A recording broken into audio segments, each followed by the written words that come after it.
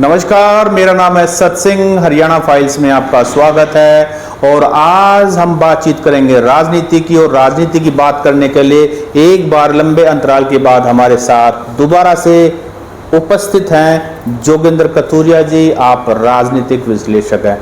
कथुरिया साहब, आपका स्वागत है। और सबसे पहला, हरियाणा की राजनीति इतनी गर्म है, एक तरफ दीपेंद्र सिंह हुड्डा पद यात्रा कर रहे हैं, दूसरी तरफ भारतीय जनता पार्टी रोहतक में कई बार स्टेट लेवल के फंक्शन कर चुकी है और वो तो डेली एक ये मानिए कि चुनावी मोड में ही रहते हैं। अब आप ये बताइए कि 2.5 महीने बाद जो विधानसभा चुनाव होने वाले हैं उसमें आप क्या देख रहे हैं? देखिए, सच्चाई में लोकसभा चुनावों में ही हरियाणा की राजनीति गर्मा गई थी और जो लोकसभा के नतीजे आए उन्होंने कांग्रेस को ऑक्सीजन दी और कांग्रेस को बूस्टअप मिला। लोगों भाजपा नेताओं का ये कहना था लोकसभा चुनाव के लिए अलग मुद्दे थे, विधानसभा चुनाव में अलग मुद्दे होंगे, परंतु उस मोमेंटम को कांग्रेस ने गिरने नहीं दिया। उस मोमेंटम को कांग्रेस ने बनाए रखा। दीपेंद्र सिंह हुड्डा ग्राउंड में एक्टिव हो गए और सभी विधानसभाओं में पद यात्राएं, एक दिन में 2 पद यात्राएं कर रहे हैं, 2 विधानसभाओं को साध रहे हैं। लगभग अभी तक वो 15 के करीब विधानसभाएं कवर भी कर चुके हैं। तो मुझे लगता है जो विधानसभा चुनावों की घोषणा से पहले दीपेंद्र सिंह हुड्डा का टारगेट है कि मैं 90 की 90 विधानसभाएं कवर कर दूं। और मुझे लग रहा है कि भाजपा और कांग्रेस दोनों ही पूरे चुनावी मोड में आ चुकी हैं। इसी बीच INLD और बसपा का भी अलायंस हुआ, इससे भी थोड़ा सेंटिमेंट्स पर। और आम आदमी पार्टी ने भी घोषणा कर दी है कि वो अकेले चुनाव लड़ेगी 90 की 90 सीटों पर। हालांकि परिणाम क्या होगा ये देखने वाली बात होगी।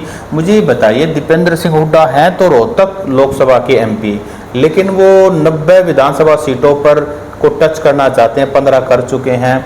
आज वो बजट के ऊपर उसमें पार्टिसिपेट कर रहे हैं। क्या ये वही मॉडल है जो भूपेंद्र सिंह हुड्डा ने 2002, 3, 4 में किया और उसके बाद वो मुख्यमंत्री बने थे? ऐसी कुछ तैयारी तो नहीं चल रही? देखिए, लोकसभा चुनावों से पहले भी कांग्रेस के कार्यकर्ता और कांग्रेस के नेता जो हुड्डा ग्रुप के हैं वो सभी यही कहते थे कि हम दीपेंद्र सिंह हुड्डा को चंडीगढ़ भेजना चाहते हैं वाया दिल्ली। तो दिल्ली तक तो पहुंचा दिया, अब दिल्ली से चंडीगढ़ भेजने के लिए। और जो चंडीगढ़ सबसे बड़ी कुर्सी है वो मुख्यमंत्री की है। चंडीगढ़ का मैसेज तो मुख्यमंत्री का ही है। मुख्यमंत्री की कुर्सी का जी। अच्छा, ये बताइए, रोहतक लोकसभा में जो जीत थी दीपेंद्र सिंह हुड्डा की वो बड़ी ऐतिहासिक जीत थी। 9 विधानसभा इसके अंदर आती, जिसमें रोहतक, झज्जर और एक असेंबली सेगमेंट रेवाड़ी डिस्ट्रिक्ट का भी है। तो लोकसभा में तो जो जीत हासिल की 9 की 9 में दीपेंद्र सिंह हुड्डा ने, क्या आपको लगता है विधानसभा चुनाव में भी क्या 9 की 9 में कांग्रेस जीत पाएगी? देखिए, 8 विधानसभाओं में आज भी कांग्रेस मजबूत दिखाई दे रही है, रोहतक और झज्जर की। कोसली में भले ही दीपेंद्र सिंह हुड्डा 2 वोटों से चुनाव जीत गए होंगे, वहाँ प्रत्याशियों पर भी डिपेंड करेगा और चुनावी मोड पर भी डिपेंड करेगा। उस समय भाजपा किस स्थिति में है और कांग्रेस किस स्थिति में होगी, राव इंद्रजीत का क्या मूड होगा, क्योंकि कोसली को राव इंद्रजीत का गढ़ माना जाता है। कभी उनका जो सबसे पहले 1977 में जिस विधानसभा से चुनाव लड़े थे जाटूसाना, आज वो कोसली का ही हिस्सा है। और एंटी इनकम्बेंसी वहाँ पर अरविंद शर्मा के प्रति ज़्यादा थी भाजपा के कंपैरिजन में, क्योंकि अरविंद शर्मा जितने कोसली में इतने बड़े मार्जिन से जीते थे, उसके बाद उन्होंने कोसली में ऐसा कोई विशेष काम नहीं किया। उसके बाद एक अग्निवीर बहुत बड़ा मुद्दा था कोसली क्षेत्र में, क्योंकि अहीर जो कम्युनिटी है, यादव कम्युनिटी से बहुत ज़्यादा लोग आर्मी में जॉब करना जी। और इसी बीच में दीपेंद्र सिंह हुड्डा ने कल ही एक बहुत बड़ा जो है ना अहीर रेजिमेंट की जो डिमांड की है, उन्होंने क्वेश्चन जो है ना 0R में उसके लिए भी उन्होंने क्वेश्चन लगाया है कि इसके ऊपर चर्चा होनी चाहिए। और ये भी अहीरवाल को साधने का एक तरीका है। देखिए, ये डिमांड तो काफ़ी समय से रही है। जब वहाँ प्रोटेस्ट भी हुआ था अहीर रेजिमेंट को लेकर, तो दीपेंद्र सिंह हुड्डा लगातार इसका समर्थन करते रहे हैं। उन्होंने कभी भी अहीर रेजिमेंट का विरोध नहीं किया, हमेशा ही समर्थन किया है। हाँ, अब चुनाव नज़दीक है, विधानसभा चुनाव, तो हर व्यक्ति उसी एंगल से सोचता है कि ये केवल अहीर वोट्स को साधने के लिए किया गया। नहीं, जब तो उसका फर्क पड़ता है ना, जिस क्या मैसेजिंग इस समय नेता क्या मैसेज दे रहे हैं, उसका वोटर्स के माइंड पर सबसे गहरा असर पड़ता है। तो मुझे बताइए, जो 9 विधानसभाएं हैं, 9 विधानसभाओं में कैंडिडेट्स भी जो ज़्यादा नंबर ऑफ कैंडिडेट्स हैं वो कांग्रेस के पास हैं। आप ये मानिए हर सीट के ऊपर 6 से 7 सीरियस कंटेंडर है। ऐसे में टिकट तो एक ही को मिलेगी। कुछ उनमें से ऐसे हैं जो भूपेंद्र सिंह हुड्डा के खास हैं, कुछ सिटिंग एमएलए भी हैं, कुछ ऐसे हैं जिनको दीपेंद्र सिंह हुड्डा ने थपकी मार रखी हैं, कुछ ऐसे हैं जिनका कनेक्शन डायरेक्ट गांधी फैमिली से है, लेकिन टिकट एक ही को मिलेगी। तो जब ये सब कुछ होगा तो आपको लगता है इसको कांग्रेस को इसका नुकसान होगा या कहीं ना कहीं ये भी मैनेज हो जाएगा? देखिए, मुझे लगता है कि ज़्यादा कांग्रेस सिटिंग एटिंग के फार्मूले पर जाएगी। जो यहाँ पर कांग्रेस के जो नेता हैं वो काफ़ी मजबूत हैं। आप महम में आनंद सिंह डांगी को दरकिनार नहीं कर सकते, आप बेरी में रघुवीर सिंह कादियान को दरकिनार नहीं कर सकते, आप रोहतक में भारत भूषण बत्रा को दरकिनार नहीं कर सकते। नहीं, क्यों नहीं कर सकते? मुझे लगता है कि उन्होंने इतने बार रिप्रेजेंट किया है कांग्रेस को, लेकिन इस बार का जो ग्राउंड का मूड है, मुझे तो पर्सनली लगता है कि इस बार बदलाव का मूड है जनता में। सामने जो बीजेपी को हरा सकता है ऑब्वियसली कांग्रेस है, तो कांग्रेस के पक्ष में इसलिए माहौल है क्योंकि वो बीजेपी को हरा सकता है। इसमें शायद चेहरा इतना स्पेसिफिक नहीं है। हाँ, बड़े लीडर्स की बात अलग है जो आपने नाम ले, जैसे हुड्डा साहब खुद हैं, तो उनकी तो ऑब्वियसली एक बात अलग है। लेकिन मुझे लगता है कि एक नई जो फसल है वो भी अब लीडरशिप का रोल लेने के लिए तैयार है, वो भी काफ़ी जोर लगा रहे हैं। मुझे लगता है इस बार कांग्रेस पुरानी लीडरशिप के साथ ही जाएगी। एंटी इनकम्बेंसी जैसे ग्राउंड पर सबसे ज़्यादा दिखाई दे रही है खरखोदा में। खरखोदा रोहतक लोकसभा का हिस्सा नहीं है, वहाँ जयवीर वाल्मीकि जी की टिकट कट सकती है, वहाँ कांग्रेस विचार। गोहाना से बताएं।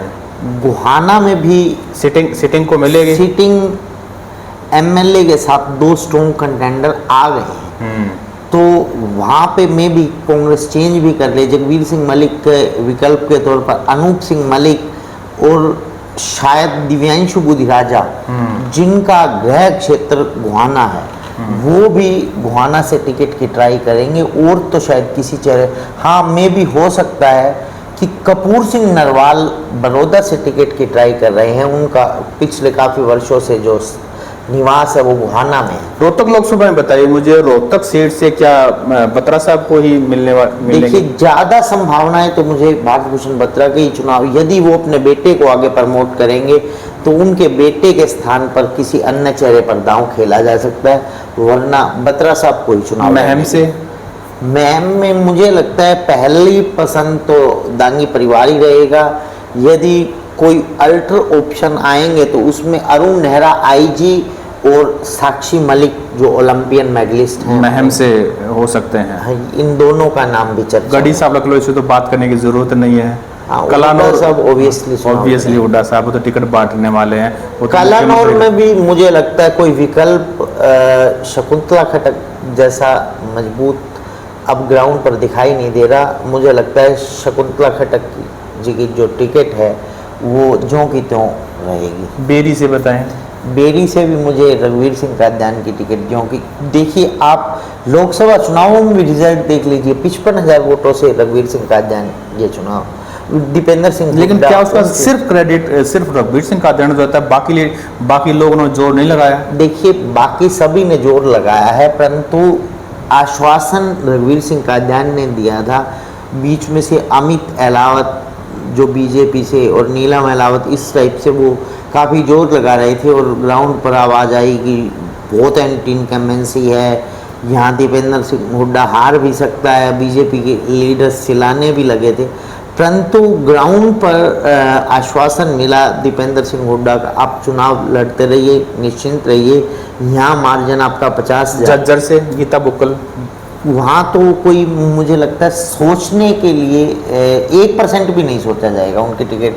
अगर वो पहली रिजर्व लिस्ट सीट भी- डिक्लेयर होती है तो सबसे पहली लिस्ट में गीता बादली का नाम है। बादली में भी मुझे लगता है कुलदीप वत्स की टिकट रहने वाली है, क्योंकि देखिए रोहतक लोकसभा में एक ब्राह्मण चेहरा जरूर लड़वाया जाएगा, और ब्राह्मण के तौर पर कुलदीप वत्स जितना मजबूत रोहतक लोकसभा में और कोई चेहरा दिखाई नहीं दे रहा। हाँ, मैं भी चक्रवर्ती शर्मा को किसी सीट पर एडजस्ट करने की सोच हो सकती है इस बार हुड्डा साहब की।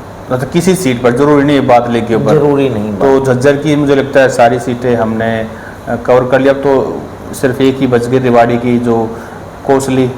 कोसली में देखिए 3-4 चेहरे हैं। जगदीश यादव पहली पसंद हो सकती है हुड्डा परिवार की, परंतु कई बार जो मजबूत होते हैं उनकी टिकट कटवाने के लिए कई जने लोबिंग कर लेते हैं कि इसको छोड़ के और किसी को टिकट दे दो। राव यादवेंद्र सिंह जो कि राव इंद्रजीत के भाई हैं, वो भी एक कंटेंडर है। पिछली बार भी उन्होंने चुनाव लड़ा था। एक अनिल पालावास और एक रामफल कोसलिया, इन 4 में से मुझे लगता है ज़्यादा संभावना जगदीश यादव की। तो आपको क्या लगता है जो रोहतक लोकसभा में जो 9 विधानसभा हैं, इसमें से कांग्रेस कितनी जीत सकते हैं? क्योंकि लोकसभा में जो आपने जो विश्लेषण किया था 5-5 को बिल्कुल सटीक निकला, तो रोहतक लोकसभा में हम आज की स्थिति में 8-1 यानी रोहतक झज्जर की सभी सीटें, और यहाँ कोसली की सीट अभी भी मैं रेड जोन में रख रहा तो हूँ। क्या रोहतक में आप मनीष ग्रोवर को दोबारा हरा रहे हैं आज की परिस्थिति तो ये अगर टिकट मिलती है तो? देखिए रोहतक की परिस्थिति को आप समझिए। रोहतक में 1,90,000 के करीब मतदाता हैं, उनमें से 20% से ज़्यादा, लगभग 22% जाट मतदाता हैं। उनका जो बीजेपी के विरोध में वोट डालना, ये मनीष ग्रोवर को भारी पड़ रहा है। यहाँ 41,000 वोटों में से लगभग 80% पोल करते हैं, उस 80 से 85% भाजपा के विरुद्ध वोट जा रहा है। तो वो 27-28,000 वोट तो एक साथ जाट मतदाताओं का भाजपा के अगेंस्ट जाता है। यही भाजपा को रोहतक में सबसे बड़ी चिंता का कारण। आप शायद एक बात बोल रहे हैं कि महम से इस बार विधायक इंडिपेंडेंट कैंडिडेट बलराज कुंडू हैं, और आप अगर 8 सीटें दे रहे हैं रोहतक झज्जर की, तो कुंडू को भी हरा रहे हैं आप तो? देखिए मैं आपको एक बात बताता हूँ। महम जो विधानसभा 51% जाट मतदाता है, और जिन मुद्दों पर विधायक बलराज कुंडू चुनाव जीते थे, जिस कारण से जाट मतदाताओं ने उन्हें वोट दिया था, वो उनकी किसी भी उम्मीद पर खरा नहीं उतरी। देखिए रोजगार का मुद्दा सबसे बड़ा है। कितना रोजगार महम के युवाओं को मिला? तो मुझे एंटी इनकम्बेंसी बलराज कुंडू की भी वहाँ ग्राउंड पर दिखाई दे एंटी रही है। इनकम्बेंसी तो जो गवर्नमेंट में होता है उनकी होती है, वो तो एक इंडिपेंडेंट कैंडिडेट है, वो सरकार का हिस्सा नहीं रहे, तो उस तरीके से आप बलराज कुंडू की एंटी इनकम्बेंसी कैसे कह सकते हैं? देखिए बलराज कुंडू अपने आप में एक पूंजीपति इंडस्ट्रियलिस्ट, बच्चों को यहाँ के महम के बच्चों को एडजस्ट कर सकते थे, और जब लोगों ने चुनकर भेजा था, निर्दलीय को इसलिए चुना जाता है, सरकार किसी की बने सरकार में हिस्सेदारी रहेगी, परंतु उन्होंने अपने निजी स्वार्थों के लिए उस हिस्सेदारी को दरकिनार किया। इसलिए वहाँ के लोग ना तो बीजेपी के समर्थक खुश हो पाए, उन्हें बहुत बड़ा हिस्सा पिछली बार बीजेपी समर्थक वोटर्स का भी मिला था। शकुंतला खट्टा को आप दोबारा जिता रहे हैं, या कांग्रेस पार्टी जीत रही है, शकुंतला जीत रही है? तो शकुंतला खट्टक भी अपने आप में आज मजबूत चेहरा है, उनका अपना भी वोट बैंक बन चुका है। बीजेपी से कौन आ सकते हैं? बीजेपी से देखिए अमरजीत सोलंकी, सूरजमल किलोई और रेणु डाबला, इन तीनों में से ये किसी एक को चुनावी मैदान में उतारा जाए। अच्छा, बीजेपी जो बेरी है, बेरी सीट से विक्रम जो है काद्यान 3 बार हार चुके हैं, आपको लगता है बीजेपी दोबारा से या किसी नए चेहरे को लेके आएगी? देखिए बीजेपी की पॉलिसी के अकॉर्डिंग तो उन्हें टिकट नहीं बनती, परंतु बेरी ऐसा मतलब मजबूत गढ़ नहीं रहा, और मुझे लगता है कि अगर कोई नया प्रयोग करना चाहे तो बीजेपी वहाँ प्रयोग कर भी सकती है।